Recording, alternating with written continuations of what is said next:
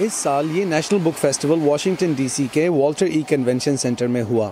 یہ ایونٹ 2001 میں خاتون اول لورا بش نے کانگریس کے لائبریرین جیمز بلنگٹن کے تعاون سے شروع کیا۔ فیسٹیول میں شرکت کرنے والے مصنفوں کی گفتگو اور یہاں پیش کی گئی کتابوں کی بڑی تعداد کا موضوع نوجوان نسل کا کتاب سے تعلق تھا۔ جیسیکا کینسکی اور ان کے شوہر پیٹرک بوسٹن میراتھن بامنگ میں اپنی ٹانگوں سے معذور ہوئے۔ کبھی سیاستدان بننے کی خواہش رکھنے والے ان میاں بیوی کو اس حادثے نے لکھاری بنا دیا۔ نئی نسل کے لیے اب یہ پہلے سے بھی زیادہ ضروری ہے کہ وہ یہاں شرکت کریں، کیونکہ وہ ہر وقت ٹیکنالوجی اور ڈیجیٹل دنیا میں کھوئے ہوتے ہیں۔ میں امید کرتی ہوں کہ وہ اس کو ایک موقع سمجھیں گے کہ وہ پڑھنے لکھنے کی جانب مائل ہوں اور یہ جاننے کی کوشش کریں کہ کسی نے کتاب کیسے لکھی اور کیوں لکھی۔ جیسیکا اور پیٹرک کی کتاب جیسیکا اینڈ ریسکیو، جیسیکا کے اپنے مددگار کتے ریسکیو سے تعلق کی کہانی بچوں کو سناتی ہے۔ ریسکیو بوسٹن میراتھن بامنگ کے بعد ان کی زندگی میں آیا۔ پیٹرک نے کہا کہ اس خیال نے کہ شاید بچے ان کے ساتھ ہونے والے حادثے کو سمجھ نہ پائیں، ان کے لیے اس کتاب کو لکھنا ایک چیلنج بنا دیا تھا۔ تاہم انہیں اندازہ ہوا کہ بچوں کی کم سمجھ سے متعلق ان کے خدشات بے بنیاد تھے۔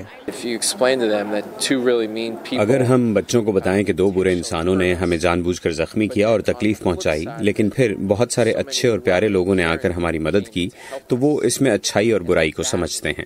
یہاں جنوبی ایشیا سے تعلق رکھنے والے مصنفوں کی تعداد اگرچہ کم تھی، لیکن ان کا پیغام بھی کچھ ملتا جلتا تھا۔ سندھیا مینن انڈین امریکی افسانہ نگار ہیں اور نوجوان نسل کے لیے کتابیں لکھتی ہیں۔ ضرورت اس بات کی ہے کہ ہمارے بچے مختلف شعبوں میں کامیاب ہونے والے افراد پر بھی غور کر سکیں۔ عموماً ہمیں ڈاکٹرز، انجینئرز یا ٹیکسی ڈرائیورز کے طور پر دیکھا جاتا ہے، اور اس لیے اب مصنفین، آرٹسٹس اور دیگر تخلیقی لوگ اسی فاصلے کو کم کرنے کی کوشش کر رہے ہیں اور یہ دکھا رہے ہیں کہ ہم اور بھی بہت کچھ کر سکتے ہیں۔ مڈل اسکول کی طالبہ اینا کو بچپن سے کتابیں پڑھنے کا شوق ہے۔ یہاں نئے لوگوں سے ملنے کا موقع ملتا ہے جن کی دلچسپی بھی کتابیں پڑھنے میں ہے، اور یہ ایک اچھا ذریعہ ہے اپنے پسندیدہ مصنفوں سے ملنے کا اور ان کے کام اور زندگی اور ان کے سفر کے بارے میں جاننے کا۔ سدرا چودھری کی خواہش ہے کہ ایسے میلوں میں پاکستانی امریکن پڑھنے والوں اور مصنفین دونوں کو زیادہ سے زیادہ شرکت کی ضرورت ہے۔